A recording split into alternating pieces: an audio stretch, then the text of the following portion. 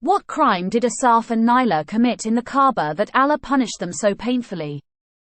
From the time the Kaaba was built until now, whoever tried to desecrate it, Allah gave him such a painful punishment that it became an example for the rest of the world. In history, we find many such cases that if those who tried to desecrate the Kaaba, Allah gave them a painful punishment, one example of which is the case of Asaf and Naila. Asaf and Naila belonged to the tribe of Bani Jarrah. Naila was a beautiful girl of her tribe who lived in her tribe in an area of Yemen. Naila used to display her beauty in her tribe. She would leave the house dressed in obscene clothes and all the men of the tribe would follow her. All the men of the tribe wanted to have a relationship with her, including Asaf, the son of the chief of the tribe. Asaf and Naila fall in love and this love soon turns into infatuation. They also established illicit relationships with each other and engaged in adultery whenever they got the chance. This continued for a long time, but when his family members found out, they turned against him. And at the same time, their families banned them from meeting. Then once the tribe of Bani Jarrah went on a journey to perform Hajj, so these two also joined them. When the caravan reached Mecca, it was the days of Hajj and there was very little rush in Mecca. There were very few people around, so the devil whispered in the hearts of both of them and they both started doing itikaf of sin in the Kaaba. So at the same time, Allah sent down punishment on them, seized their souls, and turned them into stone. After some time, when the people of the tribe came to the house of Kaaba, they saw inside that both of them were naked and standing like stones. People understood what crime they were committing in the house of Allah, for which Allah punished them. The tribesmen picked up their idols and brought them out and buried them in the ground to serve as an example to the rest of the people. After some time, people picked up Asaf's Buddha and placed it on Mount Safa and lifted the idol of Naila and placed it at the place of Mount Marwa. When the idols of Asaf and Naila were placed on Safa and Marwa, their punishment was suggested to be that whoever goes to Safa and Marwa should be kicked with one shoe each. This process continued for a couple of generations, then people started slapping instead of shoes. And then for generations, people just touched them. Then gradually people began to respect him because of learning from him. Then there came a time when the Arabs started remembering them as a symbol of love due to ignorance. And the stories of their love in different tribes started to be narrated with pride. By the 5th century, the idols of Asaf and Naila were considered among the major idols of the Arabs, before which people prostrated and used to offer sacrifices.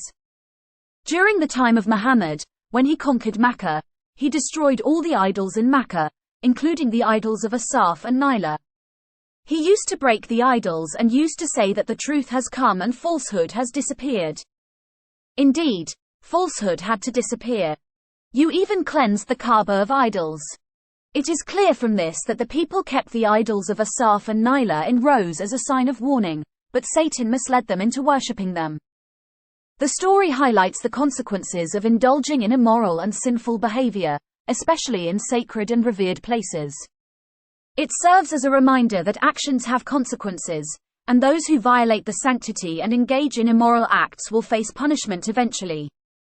Regarding how Satan misleads individuals in today's life, it is important to understand that Satan, or the devil, is believed to be a spiritual entity that seeks to lead people astray from the path of righteousness.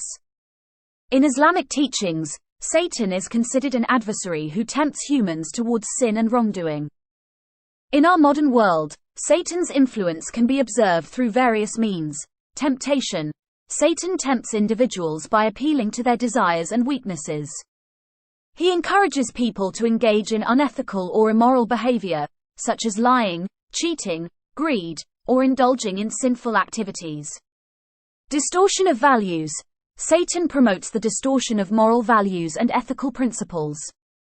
He seeks to deceive individuals by blurring the lines between right and wrong, encouraging them to engage in actions that contradict their core beliefs and values. Disbelief and doubt. Satan promotes skepticism, doubt, and disbelief in matters of faith and spirituality. He tries to weaken people's faith by sowing seeds of doubt and encouraging them to question the existence of a higher power or the validity of religious teachings. Division and discord. Satan fuels division, discord, and conflicts among individuals and communities. He promotes hatred, animosity, and intolerance, leading people away from unity, compassion, and understanding.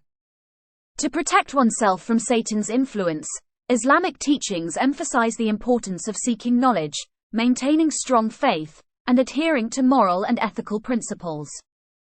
It is encouraged to engage in acts of worship, seek guidance from religious scholars, and surround oneself with positive influences that promote righteousness and virtue. Ultimately, the struggle against Satan's influence is seen as a personal responsibility, and individuals are encouraged to remain vigilant, seek forgiveness for their shortcomings, and strive to lead a life that is by the teachings of their faith.